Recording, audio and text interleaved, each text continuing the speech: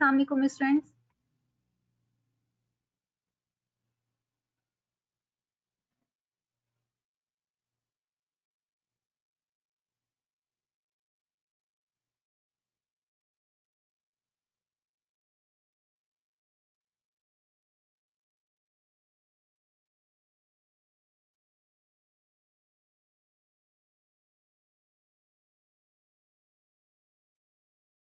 चलें आप लोग ज्वाइन कर लें, फिर मैं स्टार्ट करती हूँ।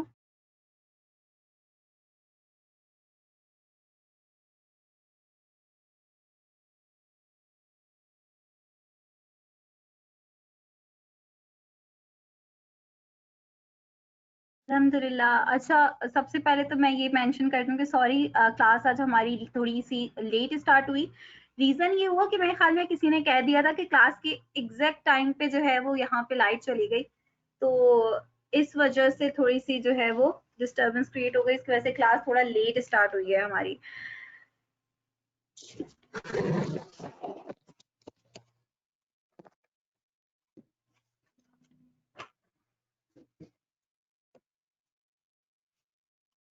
वालेकुम अस्सलाम अब्दुल माजिद। अच्छा जी, तो नहीं, मैं ARTT से क्लास नहीं ले रही, मैं अपने घर से क्लास ले रही हूँ। वालेकुम अस्सलाम, अल्हम्दुलिल्लाह।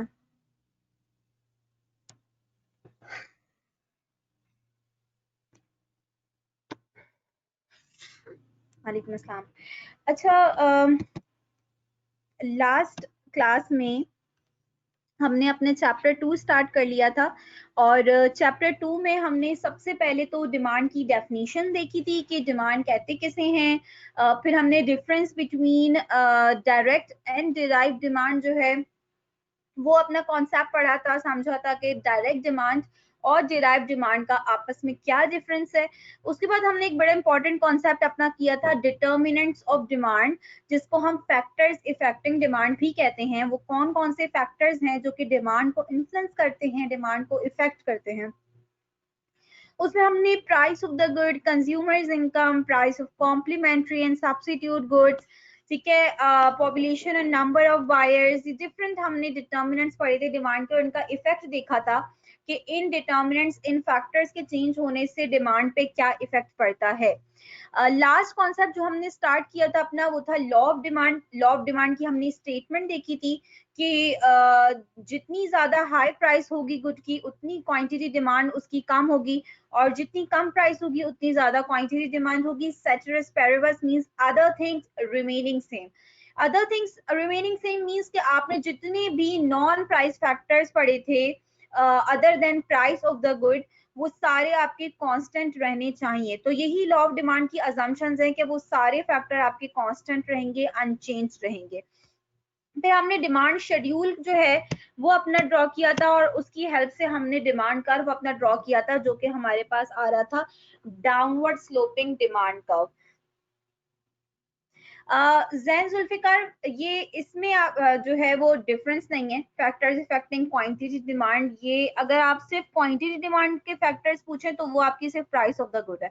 वो आज हम इंशाल्लाह डिफरेंस देखेंगे, क्वांटिटी डिमांड और डिमांड का आपस में क्या डिफरेंस है, ये कॉन्सेप्ट हम आज करेंगे। अच्छा, सबसे पहले जो मुझे आप लोगों से डिस्कस करना था आज, वो ये कि आप लोगों के पास पेपर में एक क्वेश्चन आया हुआ है। ये पास पेपर में अगर हम देखें तो हमारे पास एक क्वेश्चन आया हुआ है, क्वेश्चन नंबर 5, जो कि आपके आया है कितने मार्क्स का, 5 मार्क्स का ये आया है ऑटम 2017 में।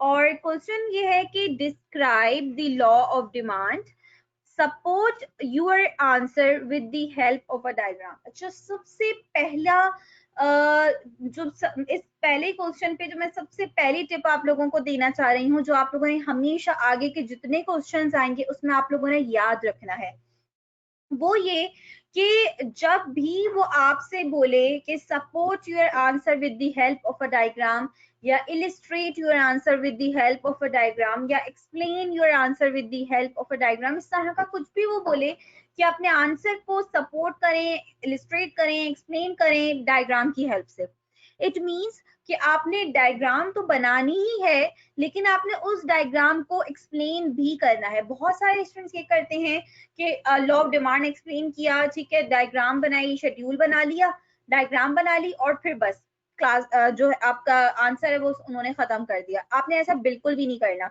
तो जब भी वो आपसे इस तरह का क्वेश्चन बोले, इट मीन्स के आपने डायग्राम को एक्सप्लेन जरूर करना है। अच्छा, सबसे पहले मुझे ये बताओ कि आपके पास अगर ये क्वेश्चन आता है तो क्या आप लोग खुद सोचो कि आप लोगों के पास ये क्वेश्चन आया, आप इसको कैसे अटेम्प्ट करोगे? सबसे पहले तो देखो, लॉ ऑफ डिमांड हमने स्टेटमेंट लिखनी है, ये तो सभी करेंगे कि लॉ ऑफ डिमांड की स्टेटमेंट लिखेंगे। क्या आप लोग अजम्पशंस लिखोगे या नहीं लिखोगे? क्या हमें इसमें अजम्पशंस लिखनी चाहिए? अब्दुल माजिद कह रहे हैं नहीं लिखनी चाहिए। अच्छा, और कोई स्टूडेंट?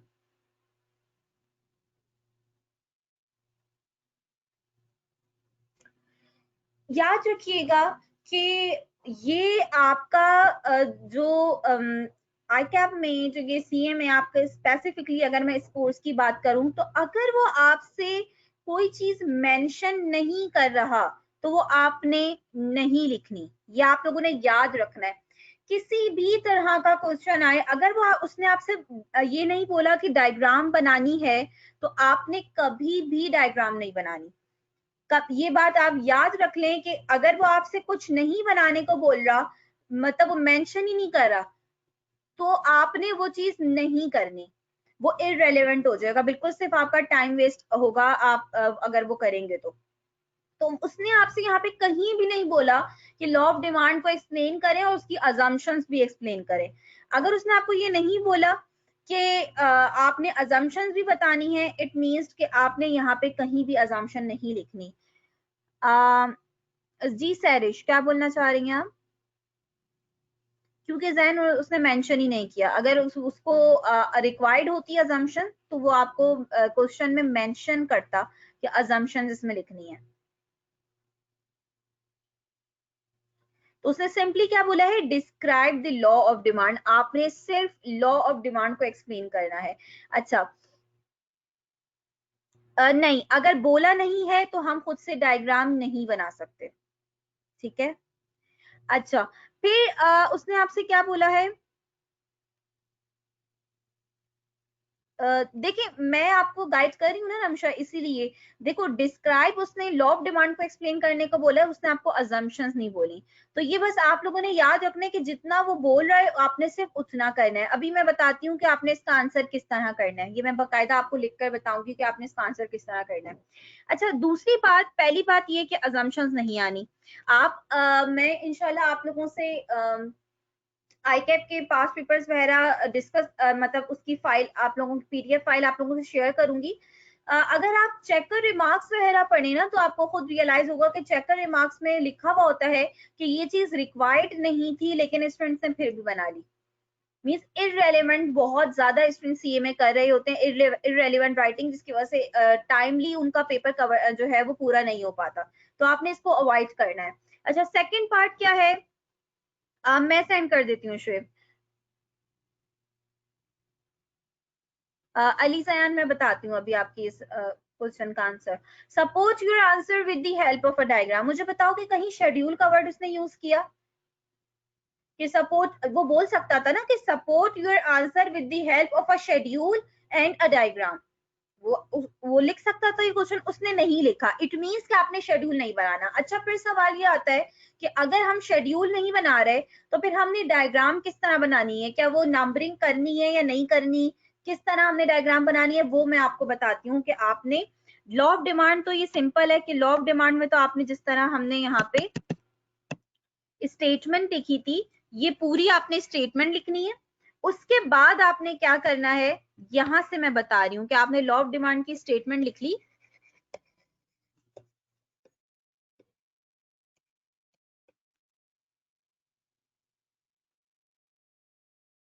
नहीं अली जयान, हमेशा आप प्राइस ऑफ कॉम्प्लीमेंट्री गुड को मेन गुड से कंपेयर करेंगे, ठीक है।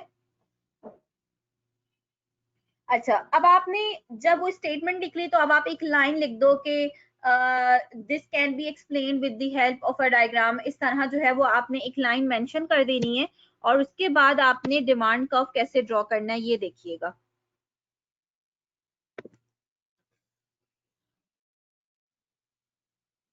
अब देखो आप शेड्यूल तो बना नहीं रहे क्योंकि रिक्वायर्ड नहीं है, तो इट मीन्स कि जब आप शेड्यूल नहीं बना रहे तो आपको नंबरिंग भी नहीं करनी चाहिए।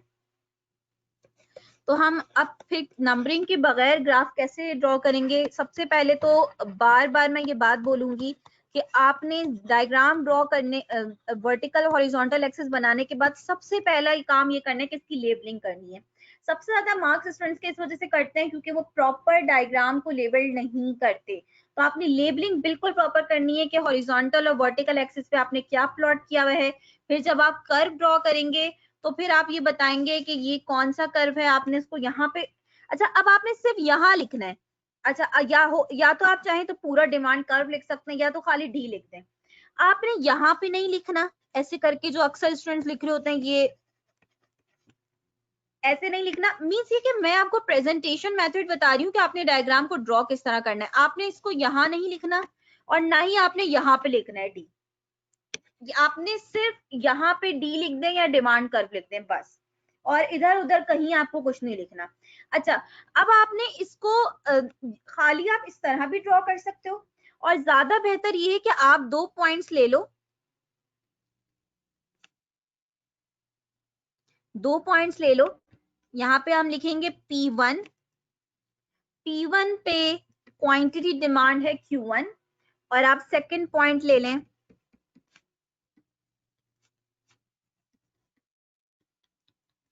कि जिसमें प्राइस है P2 और क्वांटिटी डिमांड है Q2। इससे ये होगा कि जब आप एक्सप्लेन करोगे ना डायग्राम को, तो डायग्राम को एक्सप्लेन करने में एक बड़ा अच्छा आपको जो है वो 2 पॉइंट्स, आप इन 2 पॉइंट्स को अच्छे से एक्सप्लेन कर सकते हो। अच्छा अब मैं बताती हूँ कि आपने डायग्राम को एक्सप्लेन कैसे करना है। ये आपका फर्स्ट ग्राफ है, तो आपने इसमें जो जो मैं बात बता रही हूँ आपने उसको हमेशा याद रखना है। पहली बात ये कि अगर वो शेड्यूल नहीं बोल रहा तो खाली आपसे बोल रहा है कि डायग्राम की मदद से एक्सप्लेन करें, तो आपने नंबरिंग नहीं करनी।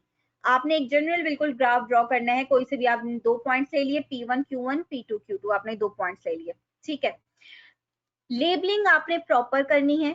आपने बिल्कुल कोई चीज ऐसी नहीं हो कि आप ये ना लिखा हो कि हॉरिजॉन्टल एक्सिस पे क्या प्लॉट किया है, वर्टिकल एक्सिस पे क्या प्लॉट किया है। लेबलिंग बिल्कुल प्रॉपर होगी। फिर सवाल आता है कि ग्राफ को कैसे एक्सप्लेन किया जाता है। इकोनॉमिक्स में खास तौर पे माइक्रो इकोनॉमिक्स के ग्राफ्स में, मैक्रो इकोनॉमिक्स में भी आप ये देखेंगे कि ग्राफ को जब आप एक्सप्लेन करते हैं तो सबसे पहले आपको ये बताना होता है कि आपने हॉरिजॉन्टल एक्सिस पे क्या प्लॉट किया है, वर्टिकल एक्सिस पे क्या प्लॉट किया है। फिर आपने जो कर्व ड्रॉ की है, जैसे आपने यहाँ पे सिर्फ डी लिखा है, तो ये डी बेसिकली क्या है, ये डी से यहाँ पे क्या मतलब है, और जो आपने कर्व ड्रॉ किया उसकी क्या शेप है, क्या वो डाउनवर्ड स्लोप है, क्या वो अपवर्ड स्लोप है, और फिर जो 2 वेरिएबल्स आपने लिए हैं उनका आपस में क्या रिलेशनशिप है। तो आपने कंप्लीट ग्राफ को एक्सप्लेन करना है, ठीक है।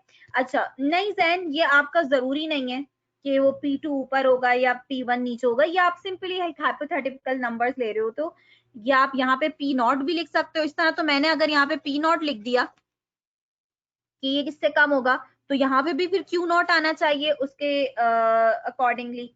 लेकिन फिर आप बोलोगे कि मिस Q1 तो बाद में आता है, Q0 पहले आता है, तो फिर वो वाली बात फिर, तो ये जरूरी नहीं है कि, ठीक है। अच्छा अब देखो मैं यहाँ पे एक्सप्लेनेशन लिख रही हूँ, मेरे साथ साथ लिखना कि आपने ग्राफ को कैसे एक्सप्लेन करना है। हम लिखेंगे कि along y axis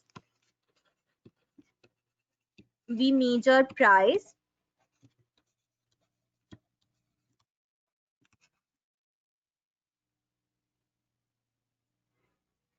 Mohammad Mustafa. अच्छा मुस्तफा मैं कर देती हूँ बिल्कुल।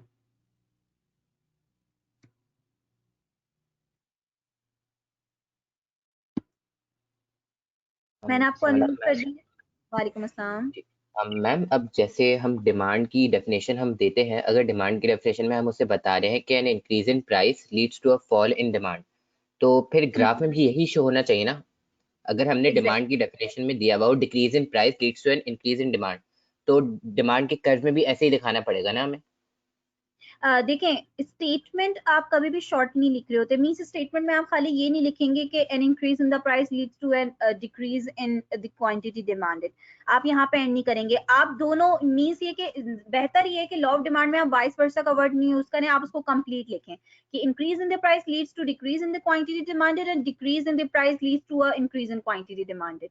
तो अब ग्राफ में ना आप या तो डिक्रीज इन प्राइस का ग्राफ शो कर सकते हैं, या तो आप ये दिखाएंगे कि P1 से P2 पे प्राइस डिक्रीज हुई तो क्वांटिटी इंक्रीज हुई Q1 से Q2 पे, या तो आप ये बोलेंगे कि भाई P1 से P2 आपकी प्राइस इंक्रीज हुई तो क्वांटिटी डिमांड डिक्रीज हुई Q2 से Q1 पे, या आप एक ही दिखा सकते हैं। तो ये जरूरी नहीं है कि आपने दो दो ग्राफ ड्रॉ करे और फिर एक में आपने बोला कि प्राइस के इंक्रीज होने से क्वांटिटी डिमांड डिक्रीज हो रही है और दूसरे में आप बोल रहे हैं कि प्राइस के डिक्रीज होने से क्वांटिटी डिमांड इंक्रीज हो रही है, वो एक ही ग्राफ इनफ होगा।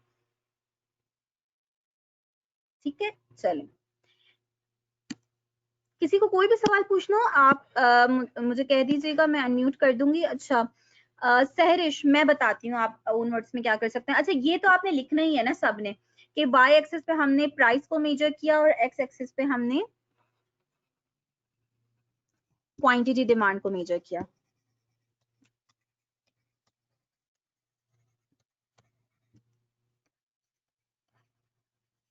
तो जैसे मुस्तफा ने सवाल पूछा कि स्टेटमेंट के मुताबिक बिल्कुल हमने एक्सप्लेन करें, देखो स्टेटमेंट में आप इनवर्स रिलेशन बता रहे हो प्राइस और क्वांटिटी डिमांड का, बस वो चीज जो है वो आपने अपने ग्राफ से शो करनी है, लेकिन आपने ऐसा नहीं करना कि आप दो दो ग्राफ्स बनाओ और दो ग्राफ्स बना के एक में बताओ कि प्राइस के इंक्रीज होने से डिमांड डिक्रीज हो रही है, दूसरे में बताओ कि प्राइस के डिक्रीज होने से डिमांड इंक्रीज हो रही है, वो उसकी जरूरत नहीं है, एक ग्राफ आपके लिए सफिशिएंट है।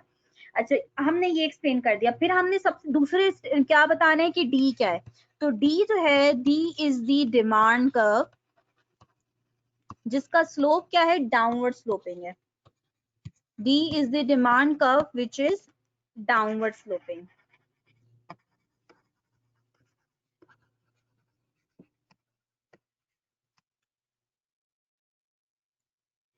अच्छा अब यहां तक आपने लिख दिया, अगेन अब आपने क्या एक्सप्लेन करना है कि अब इनका आपस में प्राइस और क्वांटिटी डिमांड का आपस में रिलेशन क्या है। तो डाउनवर्ड स्लोपिंग है, क्यों, क्योंकि it shows N inverse relationship between price and quantity demanded. Means आपने ये देखना है कि ग्राफ में कौन कौन से पॉइंट्स हैं, आपने उन सबको कवर करना है।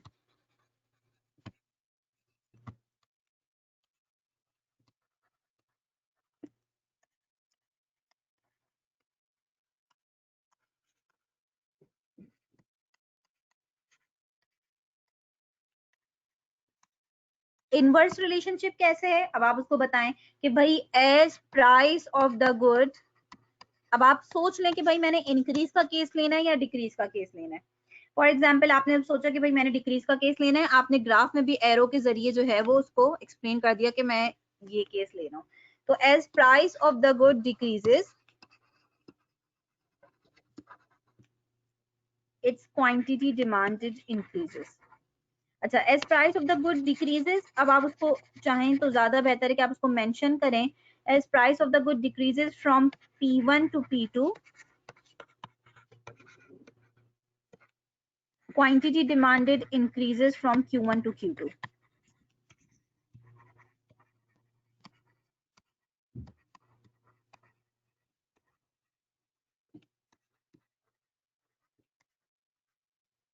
ये आपकी एक कंप्लीट एक्सप्लेनेशन हो गई, मीन्स आपने एक एक पॉइंट कवर कर लिया आपने।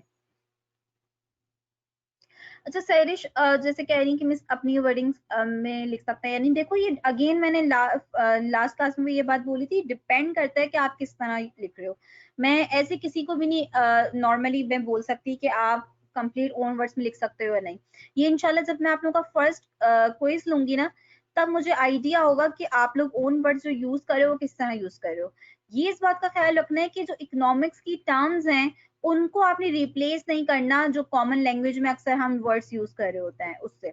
आपने इकोनॉमिक्स की टर्म्स को उसी तरह जो है वो लिखना है। फर्स्ट क्विज इंशाल्लाह जैसे ही हमारा चैप्टर 2 फिनिश होगा, फर्स्ट क्विज के फौरन बाद हो जाएगा। नहीं आलियान, बेहतर है कि आप इसको एक्सप्लेन करें, बुलेट पॉइंट्स में नहीं लिखो। नहीं क्विज मैं खुद चेक करती हूँ।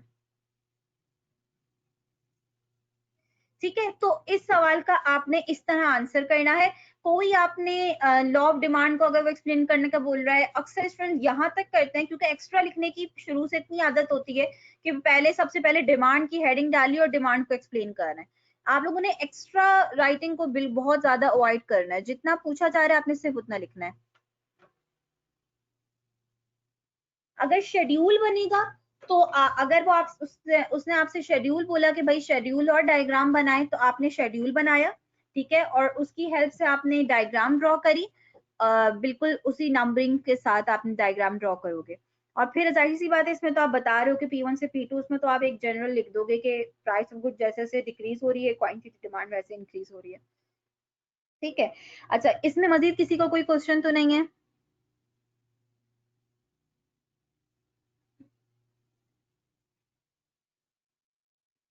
मुदस्सिर जी, इस क्वेश्चन के स्टार्ट में क्या एग्जैक्टली लॉ ऑफ डिमांड लिखेंगे? लॉ ऑफ डिमांड तो मैंने इस वजह से यहाँ पे नहीं लिखा क्योंकि वो ऑलरेडी ऊपर मैंने लिखा हुआ था, तो मैंने पूरी स्टेटमेंट दोबारा नहीं लिखी। तो सबसे पहले तो आपने लॉ ऑफ डिमांड की आपने हेडिंग डाली, लॉ ऑफ डिमांड को आपने जो है वो एक्सप्लेन करा, ठीक है। उसके बाद आपने बोला कि this can be explain with the help of a diagram. उसके बाद आपने ये डायग्राम ड्रॉ करी और इस डायग्राम को एक्सप्लेन करा। तो इस डायग्राम से पहले सबसे पहले तो वो स्टेटमेंट है जो मैंने यहाँ पे लिखी नहीं क्योंकि ऑलरेडी ऊपर लिखी हुई थी। तो सबसे पहले तो आपने स्टेटमेंट लिखनी है, उसके बाद डायग्राम ड्रॉ करनी है। इलास्टिसिटी का यहाँ पे कोई कॉन्सेप्ट नहीं है शाहरुख, को हमारा चैप्टर 3 है। जी अली जैन, मैं करती हूँ आपका। देखो ये डिफरेंट होता है, नॉर्मली ये 4 to 5 मार्क्स का ही आएगा इस तरह का। डिपेंड करता है सवाल में क्या क्या पूछा जा रहा है। अच्छा, आलियान खान ने बोला, अली जयान ने बोला है मुझे।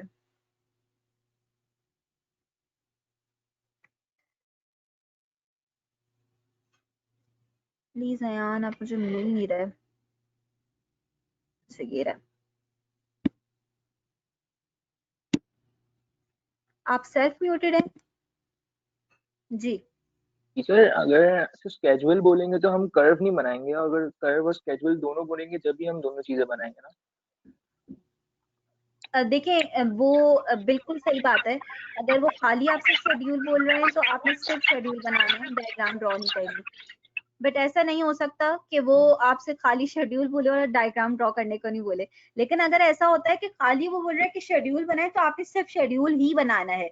ये बिल्कुल मैं बार बार बिल्कुल क्लियर वर्ड्स में कह रही हूँ कि जो अगर उसने डायग्राम का वर्ड यूज नहीं किया, ग्राफ का वर्ड यूज नहीं किया, तो आपने ग्राफ नहीं बनाना।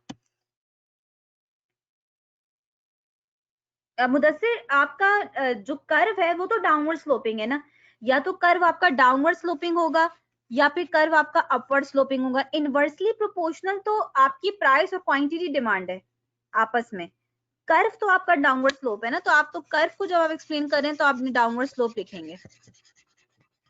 डाल सकते हैं आलियान। चलो आगे बढ़ते हैं। मेरे ख्याल में इसमें हमने काफी टाइम इसमें कर दिया है। मैंने इसी वजह से हर तरह से एक्सप्लेन कर दिया ताकि आपको याद रहे कि आपने किस तरह जो है वो डायग्राम, पहला क्वेश्चन था हमारा, पहली डायग्राम थी, तो उसको प्रॉपर बेस आप लोग अपनी बना लें। जी, अवेज शेड्यूल को अगर वो आपसे बोलता है कि support your answer with the help of a schedule, अगर आप यहाँ पे डायग्राम को हटा के शेड्यूल का वर्ड यूज करें तो इट मीन्स कि अब आपने शेड्यूल बना के फिर शेड्यूल को एक्सप्लेन करना है। तो जब भी वो आपसे बोले ना कि अपने आंसर को सपोर्ट करें, एक्सप्लेन करें, इलिस्ट्रेट करें with the help of a diagram या with the help of a schedule, तो मीन्स कि वो ड्रॉ करके वो बना के आपने एक्सप्लेन जरूर करना है उसे कि आपने क्या जो है वो शेड्यूल बनाया है, क्या डायग्राम बनाई है। जी श्वेत।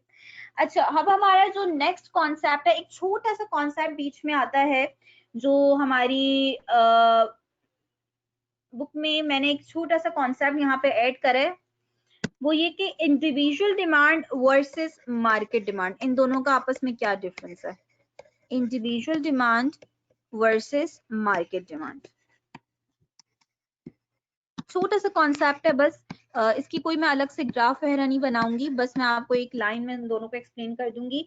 तो इंडिविजुअल डिमांड का क्या मतलब है? इंडिविजुअल डिमांड का मतलब है demand of an individual consumer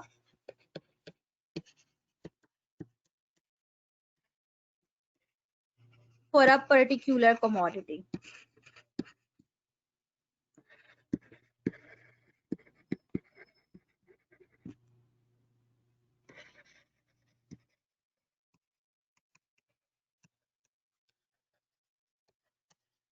individual demand का क्या मतलब है कि एक पर्सन जो है वो किसी पर्टिकुलर कमोडिटी की जो डिमांड कर रहा है उसे आप इंडिविजुअल डिमांड कहते हैं। मीन्स ये कि हम बात करें कि भाई शाहरुख जो है वो एक सिर्फ एक इंडिविजुअल कंज्यूमर को आप ले रहे हैं, आप सिर्फ शाहरुख की बात कर रहे हैं कि शाहरुख कोई पर्टिकुलर कमोडिटी, आप कुछ भी ले लो, कि आप ले लो कि भाई वीट की वो कितनी डिमांड कर रहा है, शाहरुख की वीट की डिमांड कितनी है, वो जो शाहरुख की वीट की डिमांड है वो आपकी कहलाएगी इंडिविजुअल डिमांड। मार्केट डिमांड किसे कहते हैं? मार्केट डिमांड कहते हैं हम कि जो डिमांड है, जो कलेक्टिव डिमांड है सारे इंडिविजुअल्स की किसी पर्टिकुलर कमोडिटी के लिए। मींस इंडिविजुअल डिमांड की क्या एग्जांपल हुई कि शाहरुख जो है वो वीट की कितनी डिमांड कर रहा है, पर्टिकुलर कमोडिटी की शाहरुख कितनी डिमांड कर रहा है, ये उसकी इंडिविजुअल डिमांड है।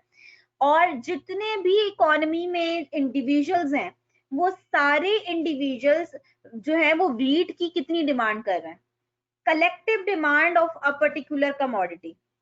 जो सारे इंडिविजुअल्स जो वीट की डिमांड कर रहे हैं वो डिमांड आपकी कहलाती है मार्केट डिमांड।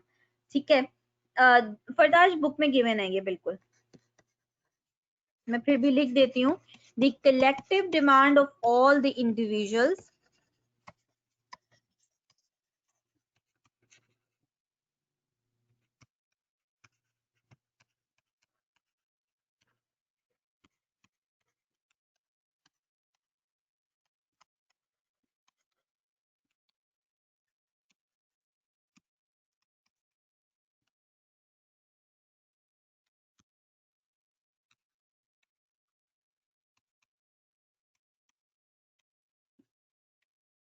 अजय, किसी भी पर्टिकुलर कमोडिटी की जो टोटल डिमांड होती है ना, किसी भी एक कमोडिटी की जो टोटल डिमांड है वो आपकी मार्केट डिमांड कहलाती है। मींस हम पूछें कि कार की मार्केट डिमांड क्या है, कार की मार्केट डिमांड क्या है, तो हम बताएंगे कि भाई कार की टोटल डिमांड कितनी है, कि जो सारे इंडिविजुअल्स कार की टोटल डिमांड कितनी कर रहे हैं वो कार की मार्केट डिमांड होगी।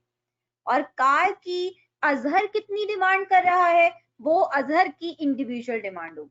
ठीक है, तो किसी भी पर्टिकुलर कमोडिटी की टोटल डिमांड उसकी मार्केट डिमांड, और किसी एक इंडिविजुअल, कोई एक इंडिविजुअल उस कमोडिटी की कितनी डिमांड कर रहा है वो इंडिविजुअल डिमांड है।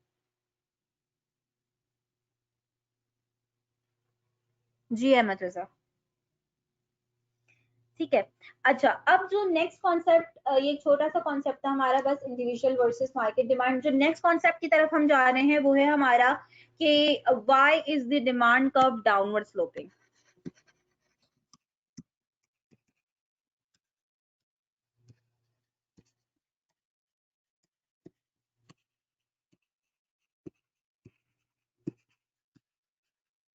आपका डिमांड कर्व जो है वो डाउनवर्ड स्लोपिंग क्यों ड्रॉ करते हैं हम? ठीक है, डिमांड कर्व के डाउनवर्ड स्लोपिंग होने के हमारे मेन दो रीजंस हैं जिनकी वजह से हम डिमांड कर्व को डाउनवर्ड स्लोप जो है वो ड्रॉ करते हैं। फर्स्ट रीजन है आपका, इसको आप डाउनवर्ड स्लोपिंग की रीजन भी बोल सकते हैं, और दूसरा आप इसको ये भी कह सकते हैं कि reasons of negative slope of demand curve, एक ही बात है।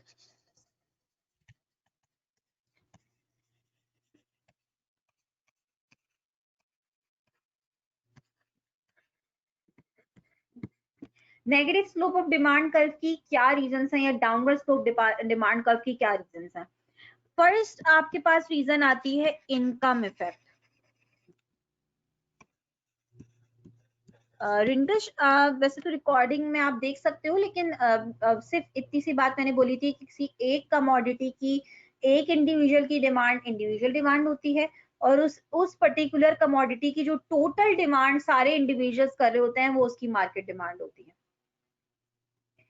अच्छा, अब अगर हम इनकम इफेक्ट की बात करें तो इनकम इफेक्ट हमें ये कहता है कि जब किसी भी कमोडिटी की प्राइस डिक्रीज होती है, भाई आपने रीजनिंग कैसे करनी है, आपने बताना क्या है, डिमांड कर्व डाउनवर्ड स्लोप का क्या मकसद है, कोई भी कर्व डाउनवर्ड स्लोप कब बनता है, कोई भी कर्व डाउनवर्ड स्लोप कब बनता है, जब उस जो आपने वेरिएबल प्लॉट करे हैं उसके वर्टिकल और हॉरिजॉन्टल एक्सिस पे उनका आपस में रिलेशन जो है वो नेगेटिव हो।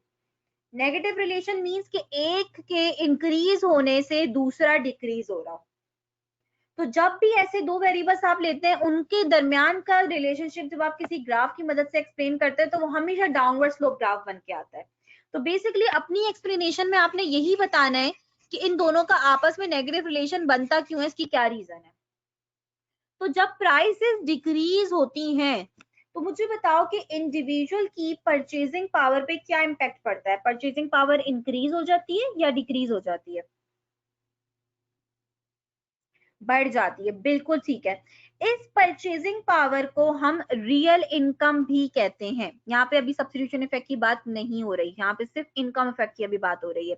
तो प्राइसेस के डिक्रीज होने से, क्योंकि वही प्रोडक्ट जो कि हम पहले परचेज कर रहे थे अब वो हमें पहले से कम प्राइस में मिल रही है, तो होगा क्या कि हमारी परचेजिंग पावर बढ़ गई। अब हम पहले से ज्यादा उस कमोडिटी को परचेज कर सकते हैं, हमारी परचेजिंग पावर बढ़ गई। इस परचेजिंग पावर को हम कहते हैं रियल इनकम।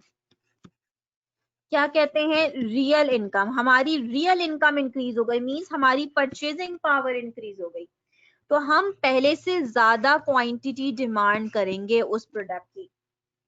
फॉर एग्जाम्पल कि मेरी देखो इनकम में कोई चेंज नहीं आया, मेरी इनकम पहले जितनी थी अभी भी मेरी उतनी इनकम है। मेरी रियल इनकम, याद रखिएगा यहाँ पे हमने रियल इनकम का वर्ड यूज किया, हमने नोशनल इनकम का, मनी इनकम का वर्ड यूज नहीं किया। मनी इनकम मेरी उतनी है। फॉर एग्जाम्पल मेरी इनकम थी 100, ठीक है, और पहले ये कमोडिटी थी, प्राइस ऑफ पेन थी 10 रुपीज, ठीक है।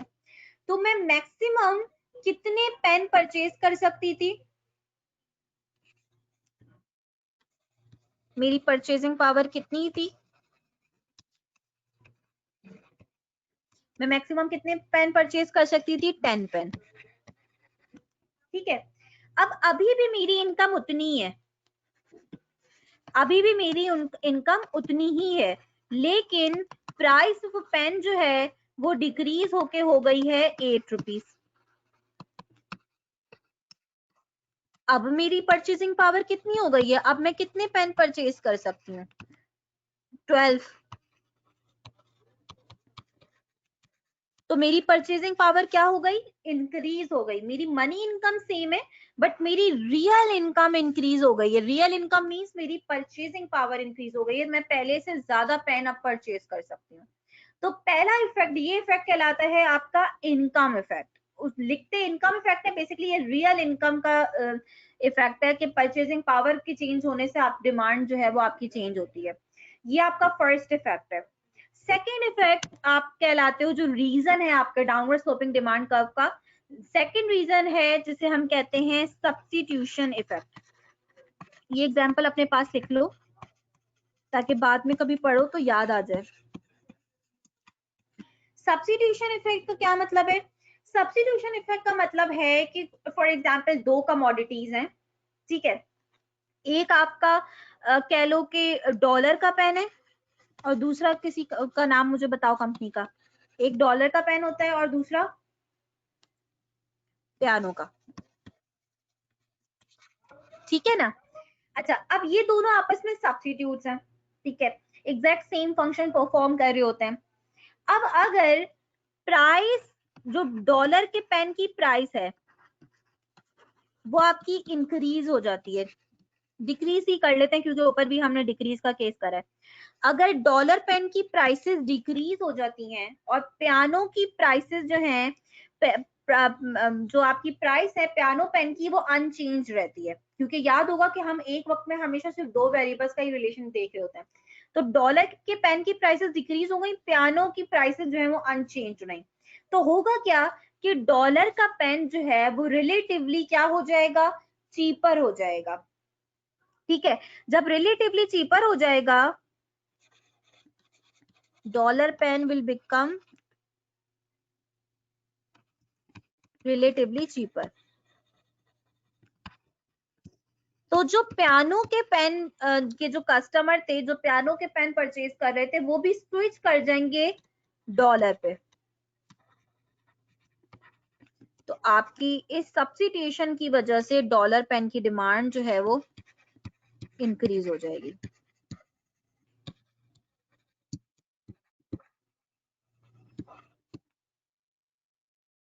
ठीक है, तो होता क्या है, सब्स्टिट्यूशन इफेक्ट हमें क्या बोलता है कि प्राइसेस के डिक्रीज होने से डिमांड आपकी इंक्रीज क्यों हो रही होती है, उसकी एक वजह है सब्स्टिट्यूशन इफेक्ट, कि जब प्रोडक्ट की प्राइसेस डिक्रीज होती हैं तो वो प्रोडक्ट रिलेटिवली चीपर हो जाता है दूसरी प्रोडक्ट से, उसके ऑल्टरनेट प्रोडक्ट से, जिसकी वजह से लोग जो उसकी ऑल्टरनेट्स की तरफ से स्विच कर जाते हैं इस प्रोडक्ट की तरफ और इसकी डिमांड इंक्रीज हो जाती है।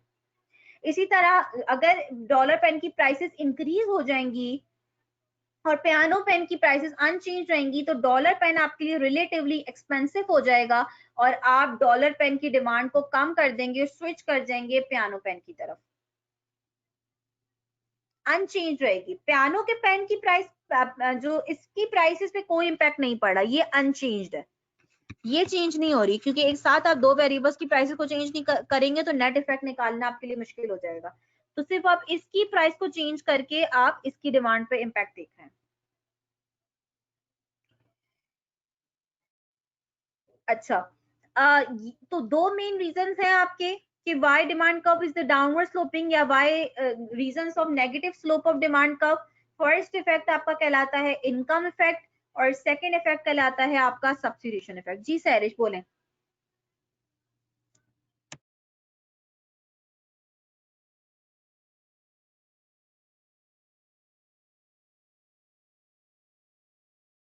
अहमद रजा, क्या मेथड समझ में नहीं आया?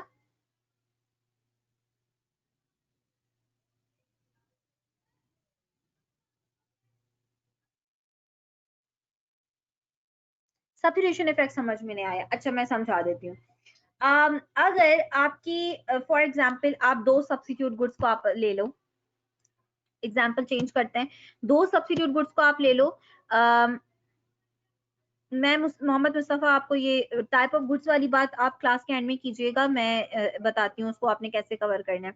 फॉर एग्जांपल पेट्रोल और सीएनजी है, ठीक है, पेट्रोल और सीएनजी। अगर पेट्रोल की प्राइसेस बहुत ज्यादा इंक्रीज हो जाएं तो पेट्रोल क्या होगा, रिलेटिवली एक्सपेंसिव हो जाएगा सीएनजी से और बहुत सारे लोग पेट्रोल से स्विच कर जाएंगे सीएनजी पे, जो मतलब कर सकते हैं। जो पेट्रोल जब रिलेटिवली एक्सपेंसिव हो जाएगा सीएनजी से, बहुत सारे लोग पेट्रोल से सीएनजी पे स्विच कर जाएंगे। तो जब भी किसी दो सब्स्टिट्यूट गुड्स हैं उनमें से जब किसी भी एक गुड की प्राइसेस जो हैं वो इंक्रीज हो जाती हैं तो वो गुड रिलेटिवली एक्सपेंसिव हो जाता है और उसके बहुत सारे कस्टमर स्विच कर जाते हैं उसके ऑल्टरनेट प्रोडक्ट की तरफ। बिल्कुल इसी तरह अगर पेट्रोल की प्राइसेस डिक्रीज हो जाए, अपोजिट केस, अगर पेट्रोल की प्राइसेस डिक्रीज हो जाए तो पेट्रोल सीएनजी के मुकाबले में रिलेटिवली चीपर हो जाएगा और बहुत सारे सीएनजी के कस्टमर पेट्रोल पे स्विच कर जाएंगे और पेट्रोल की डिमांड बढ़ जाएगी। बस ये वाली बात एक्सप्लेन करनी थी मैंने। नहीं नहीं, इसको एग्जाम्पल के थ्रू एक्सप्लेन नहीं करना, ये तो मैं आपको खाली एग्जाम्पल के थ्रू समझा रही हूँ। If price of a pen increase then quantity demand of dollar pen decreases। exactly यही वाली बात एक्सप्लेन कर रही हूँ मैं तो, जो हमने ऊपर पढ़ चुके हैं कि प्राइसेस के इंक्रीज होने से डिमांड आपकी डिक्रीज हो जाती है, प्राइसेस के डिक्रीज होने से डिमांड इंक्रीज हो जाती है।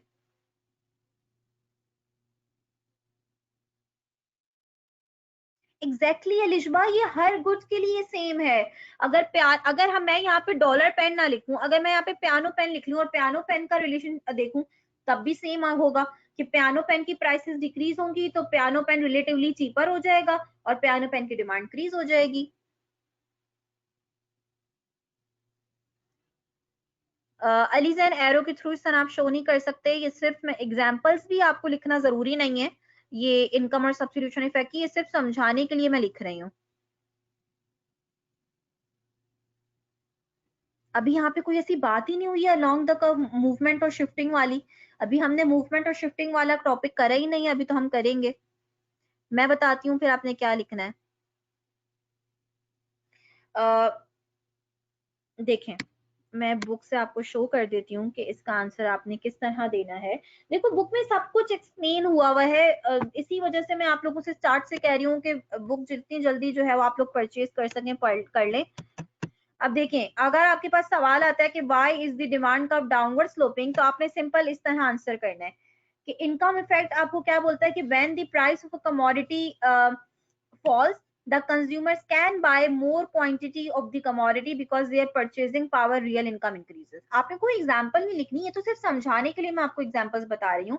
इसी तरह सब्स्टिट्यूशन इफेक्ट क्या कहता है कि the substitution effect states that when the price of a good decreases, consumers will substitute away from goods that are relatively more expensive to the cheaper good.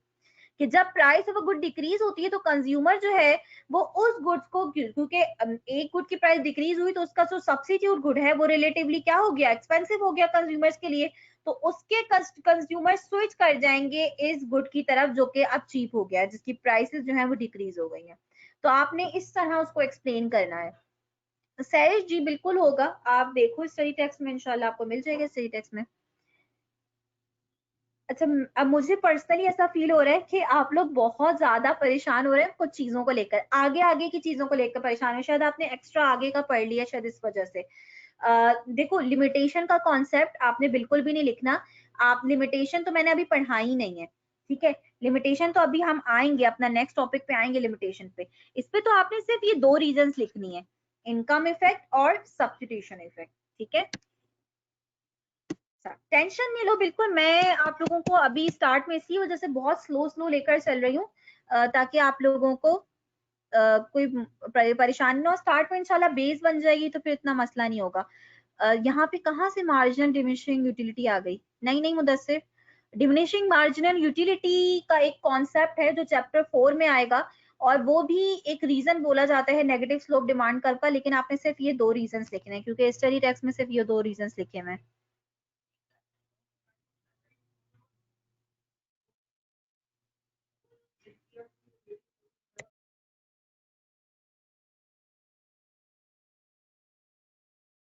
नहीं पढ़ोगी सैरिश आप अभी भी, लेकिन इस कॉन्सेप्ट में आपने लिमिटेशन नहीं लिखनी.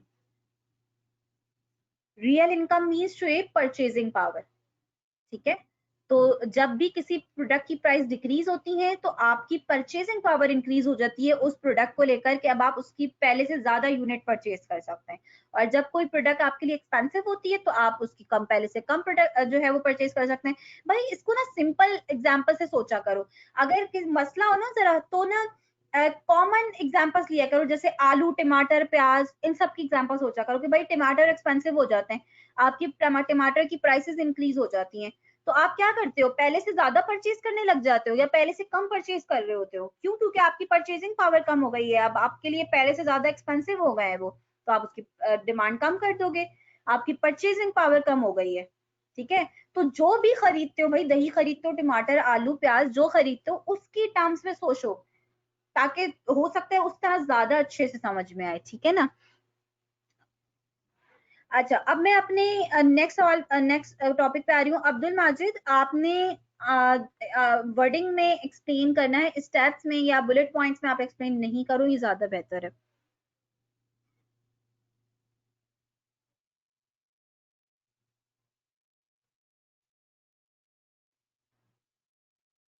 अच्छा, अब नेक्स्ट कॉन्सेप्ट जो हम करने जा रहे हैं, पहले लिमिटेशंस और एक्सेप्शन से पहले वो मैं एक बहुत इंपॉर्टेंट कॉन्सेप्ट आप लोगों को करवाने जा रही हूँ. इंपॉर्टेंट इसलिए मैं बार बार बोलूंगी क्योंकि ये आपकी अभी जो आपकी बेस जो है वो बनाएगा, और आगे फिर जितने ग्राफ्स आएंगे अगर आपने ये इसको अच्छे से समझ लिया तो आगे आपके लिए काफी आसानी हो जाएगी.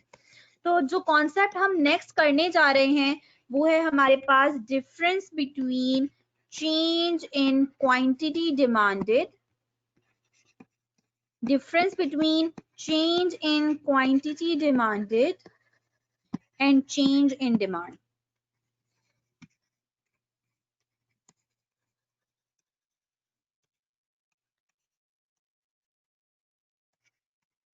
बहुत इंपॉर्टेंट कॉन्सेप्ट है हमारा कि अगर हम लिख रहे हैं चेंज इन क्वांटिटी डिमांडेड तो उसका क्या मतलब है, और अगर हम लिख रहे हैं चेंज इन डिमांड तो उसका क्या मतलब है, इन दोनों का आपस में क्या डिफरेंस है वो देखेंगे. अच्छा, बुक में तो ये सब लिखा हुआ है लेकिन बहुत सारे स्टूडेंट्स ने अभी बुक परचेज नहीं करी है, तो मैं इसकी डेफिनेशन आपके सामने लिख रही हूँ ताकि आप लोग नोट कर लें इसे.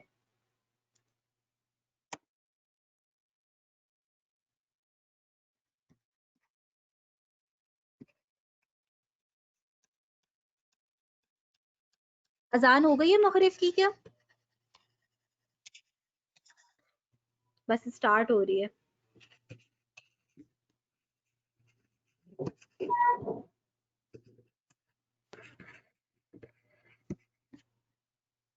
हाँ हाँ मैं दे दूंगी बिल्कुल, ऐसा तो नहीं हो सकता कि मैं नमाज ब्रेक ना दूं तुम लोगों को। अभी हो तो जाए जान।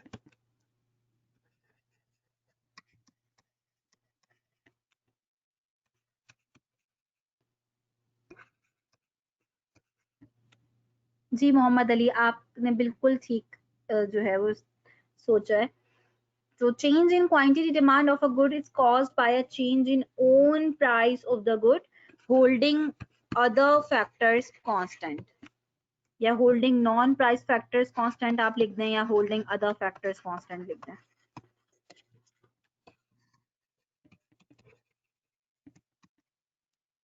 It refers to the movement along the demand curve.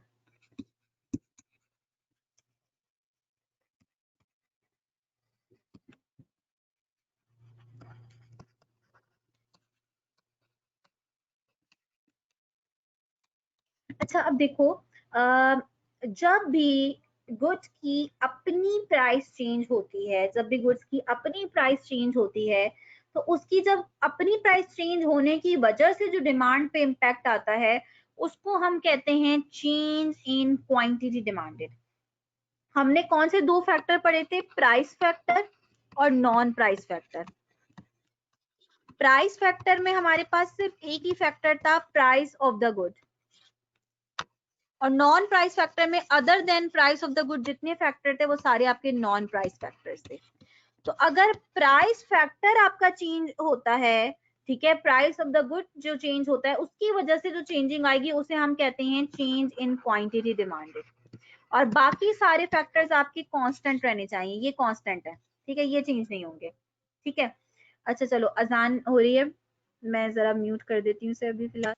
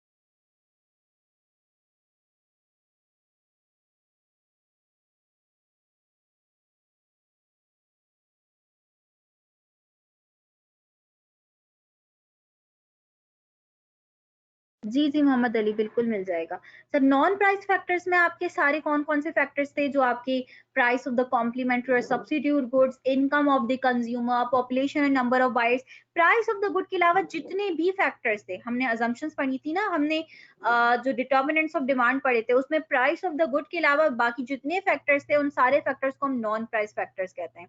तो अगर आपकी price of the good change हो और नॉन प्राइस फैक्टर सारे कांस्टेंट रहें, तो उसे आप कहते हैं चेंज इन क्वांटिटी डिमांडेड। और इसकी वजह से जब गुड की अपनी प्राइस चेंज होती है तो उसकी वजह से हमेशा आपकी मूवमेंट क्रिएट होती है। अब देखो, अब मूवमेंट का क्या मतलब है, यहाँ पे मैं एक बड़ी इंपॉर्टेंट एक और बात आप लोगों को मैं आप लोगों से शेयर करूंगी, वो आप लोगों ने हमेशा याद रखनी है।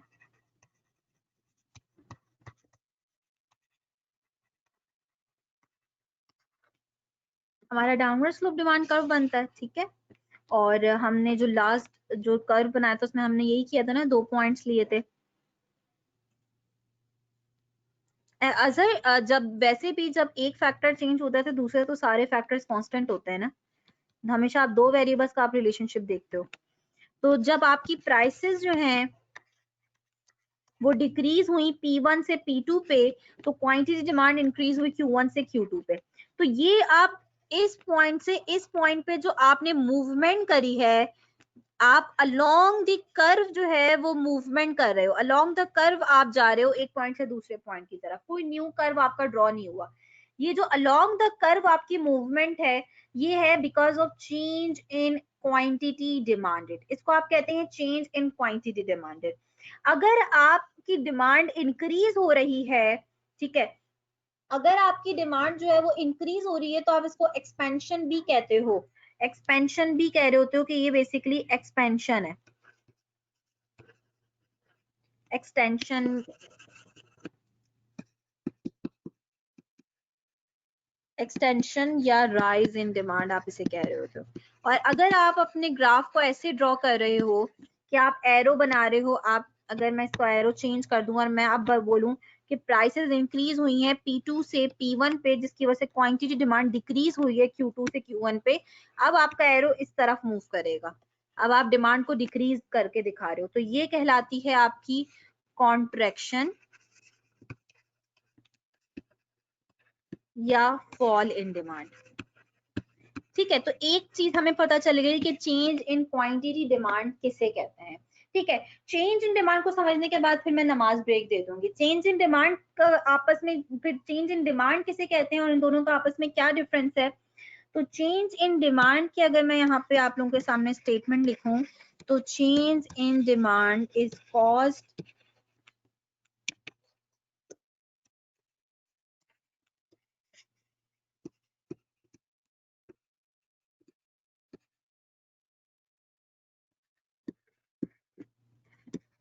मैं लिख लूं, फिर मैं इंशाल्लाह इसको जूम आउट कर दूंगी, फिर आप लोग कॉपी कर लीजिएगा।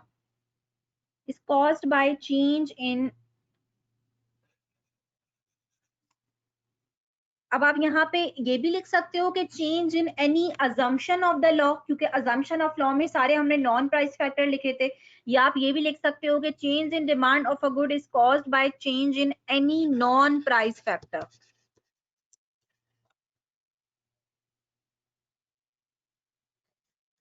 देखो मैं तो ये बार बार बोल रही हूँ, ये सब बुक में है, लेकिन फिर भी अगर कोई नोट करना चाह रहे है तो उसकी मर्जी है। Other than own price of the commodity,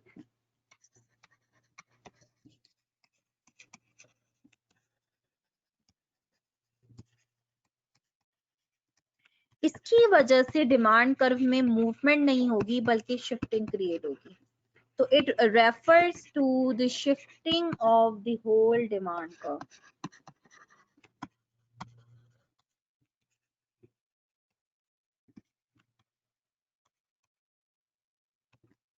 अच्छा, अब क्या मतलब हुआ, देखो कि अगर आपकी डिमांड में चेंजिंग आ रही है किसी नॉन प्राइस फैक्टर की वजह से, किसी अदर फैक्टर की वजह से, other than own price of the commodity, good की अपनी प्राइसेस चेंज नहीं हुई बल्कि कोई अदर फैक्टर की चेंज होने की वजह से जो है वो इस गुड की जो है वो डिमांड में चेंजिंग आई। फॉर एग्जाम्पल से समझते हैं इस बात को कि ग्राफ कैसा, आपका क्या मतलब क्या है मूवमेंट और शिफ्टिंग से, रमशा अभी मैं बताती हूँ।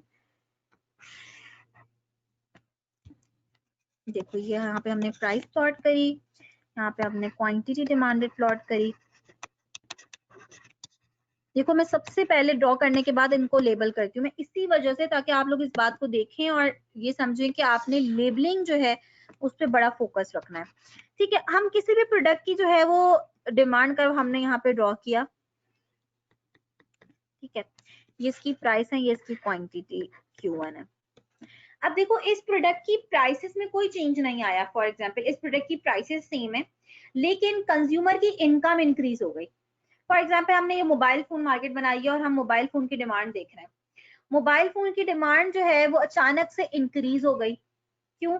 क्योंकि आपकी कंज्यूमर की इनकम इंक्रीज हो गई है। मोबाइल फोन की प्राइसेस वही है जो पहले थी, कंज्यूमर की इनकम इंक्रीज हो गई जिसकी वजह से कंज्यूमर अब पहले से ज्यादा क्वांटिटी डिमांड कर रहे हैं। अब मुझे बताओ इसको आप कैसे दिखाओगे? अगर आपने आपने अगर इसी कर्व पे दिखाना हो, फॉर एग्जाम्पल कैसे दिखाओगे? अगर आप यहाँ दिखाओगे कि भाई आप यहाँ दिखाओ कि भाई पहले से ज्यादा आप डिमांड कर रहे हैं, तो अब इसका मतलब है प्राइसेस भी आप दिखा रहे हो कि कम हो गई हैं, लेकिन प्राइसेस तो चेंज हो ही नहीं है। प्राइसेस तो सेम है, इट मींस कि अब आपको जो है वो एक न्यू कर्व ड्रॉ करना पड़ेगा। इट मींस कि अब आपका डिमांड का, क्योंकि डिमांड इंक्रीज हुई है, तो जब डिमांड इंक्रीज होती है तो हमारा डिमांड कर्व शिफ्ट होता है राइटवर्ड। आपका डिमांड कर्व शिफ्ट हुआ D1 से D2 पे, आपका डिमांड कर्व शिफ्ट हुआ। अब आप इसको कैसे दिखाते हैं कि विद द सेम प्राइस अब आप इतनी इस कमोडिटी की डिमांड कर रहे हैं, इस कमोडिटी की प्राइस में कोई चेंज नहीं आया, किसी अदर फैक्टर की वजह से, नॉन प्राइस फैक्टर की वजह से इस कमोडिटी की डिमांड इंक्रीज हो गई है। ये आपका राइटवर्ड शिफ्ट कहलाता है। राइटवर्ड शिफ्ट होगा आपका डिमांड कब, जब डिमांड इंक्रीज होगी। राइटवर्ड ही क्यों हुआ? अच्छा, श्रेब का सवाल है कि राइटवर्ड ही क्यों हुआ। अगर हम फॉर एग्जांपल इसको लेफ्टवर्ड शिफ्ट कर देते, अगर मैं इसको लेफ्टवर्ड शिफ्ट कर देती ऐसे, ठीक है, लेफ्टवर्ड शिफ्ट करती, अब मुझे बताना कि सेम प्राइस पे अब आपने सेम प्राइस पे इसी कर्व पे ही आप बताओगे ना, सेम प्राइस पे वो कितनी डिमांड कर रहा है, अब इतनी डिमांड कर रहा है, तो ये तो पहले के मुकाबले में आप कम डिमांड करने लग गया। मींस अब ये आपने क्या दिखाया कि डिमांड कम हो गई, पहले वो Q1 डिमांड कर रहा था, अब वो कितनी डिमांड कर रहा है, Q0। मैंने राइटवर्ड क्यों शिफ्ट किया? क्योंकि डिमांड को जब आपने इंक्रीज का केस बनाना हो, जब आपने ये दिखाना हो कि डिमांड इंक्रीज हुई है, तब आप राइटवर्ड शिफ्ट करते हैं। और जब आपको ये दिखाना हो कि डिमांड डिक्रीज हुई है, तो आप डिमांड कर्व को लेफ्टवर्ड शिफ्ट करते हैं, क्योंकि यहाँ पे आपको इंक्रीज दिखाना था, इंक्रीज दिखाना था कि Q1 से Q2 पे इंक्रीज हो गई है, तो आपने राइटवर्ड शिफ्ट किया। अगर आपको ये दिखाना हो कि डिमांड डिक्रीज हो रही है, तो आप इसको लेफ्टवर्ड शिफ्ट करेंगे। ठीक है। अच्छा, लास्ट पॉइंट में आप लोगों को इसी से रिलेटेड एक बात बता रही हूँ जो आपने हमेशा याद रखनी है, और वो ये बात है कि कुछ स्टूडेंट्स कंफ्यूज होते हैं काफी आगे जाकर भी कि मैं इसकी कब पता चलेगा कि कब मूवमेंट होगी और कब शिफ्टिंग होगी। ठीक है, यहाँ तो एक अलग कॉन्सेप्ट है ना कि इसको आप शिफ्टिंग, जब डिमांड चेंज होती है अदर फैक्टर्स की वजह से, अदर जो आपके नॉन प्राइस फैक्टर्स की वजह से जब डिमांड चेंज होती है तो उसे हम चेंज इन डिमांड कहते हैं, और उसकी वजह से शिफ्टिंग होती है डिमांड कर्व में। और अगर प्राइस फैक्टर की वजह से डिमांड चेंज हो, प्राइस ऑफ द गुड की वजह से डिमांड चेंज हो, अदर फैक्टर्स कांस्टेंट रहें, तो उसकी वजह से जो डिमांड चेंज होती है उसे हम कहते हैं चेंज इन क्वांटिटी डिमांडेड, और उसकी वजह से मूवमेंट होती है डिमांड कर्व पे। लेकिन अगर हमें ये बात वैसे भी जहन में रखनी हो कि कब मूवमेंट होगी और कब शिफ्टिंग होगी, तो उसका एक बड़ा इंपॉर्टेंट पॉइंट है जो आपने याद रखना है, वो ये कि जो फैक्टर्स आपकी अलोंग द कर्व प्लॉट होते हैं, जो फैक्टर्स आपके अलोंग द कर्व प्लॉट होते हैं, वो हमेशा मूवमेंट क्रिएट करते हैं। ठीक है, जो भी फैक्टर आपने यहाँ पे प्लॉट किए हुए हैं, ये जो आपने फैक्टर यहाँ पे प्लॉट किए हुए ना कर्व के ऊपर, अगर इनमें से कोई भी चेंज आएगा, कोई भी इनमें से चेंज होगा, तो ये हमेशा मूवमेंट क्रिएट करेगा। और अगर इनके अलावा कोई फैक्टर चेंज होता है तो वो हमेशा शिफ्टिंग क्रिएट करेगा। ये सिर्फ इस कर्व में नहीं है, आगे जाके आप जितने भी कर्व पढ़ेंगे, अगर आपका अलोंग द कर्व वो चीज प्लॉट हुई हुई है, इट मींस के कर्व के ऊपर ही मूवमेंट होगी, और अगर इसके अलावा कोई अदर फैक्टर है, इट मींस शिफ्टिंग होगी। तो ये एक बड़ा इंपॉर्टेंट पॉइंट है जो आपने हमेशा याद रखना है, आगे जाके भी आपकी हेल्प करेगा। चलो, मैं 10 मिनट का ब्रेक दे रही हूँ नमाज का। हम इंशाल्लाह, मैं इसको जूम आउट कर रही हूँ, जिसको लिखना है वो इसको लिख भी ले।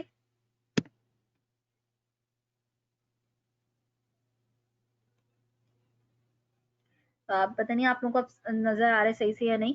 तो 10 मिनट का 6:25 का हम ब्रेक ले रहे हैं।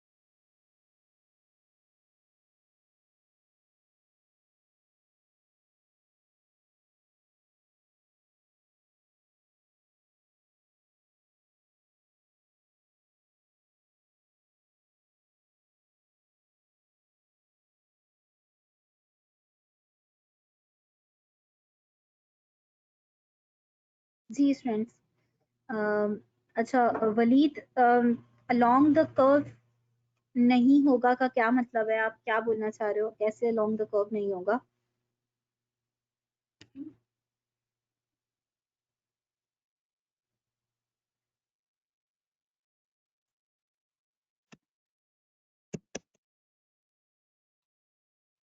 चेंज इन डिमांड की एग्जांपल बता दूं? अभी चेंज इन डिमांड की मैंने एग्जांपल बताई तो थी कि आपकी डिमांड चेंज क्यों हो रही है इस केस में, कि price of the good constant है बट इनकम ऑफ कंज्यूमर आपकी इंक्रीज हो गई है। कंज्यूमर की इनकम इंक्रीज हो गई है, इसलिए कंज्यूमर आप पहले से ज्यादा इस कमोडिटी की डिमांड कर रहे हैं। तो प्राइसेस अनचेंज्ड है बट इनकम के इंक्रीज होने की वजह से डिमांड इंक्रीज हो गई है। जी अली जयान, एक्स एक्सिस पे दोनों में कौन सी डिमांड प्लॉट होगा आपका?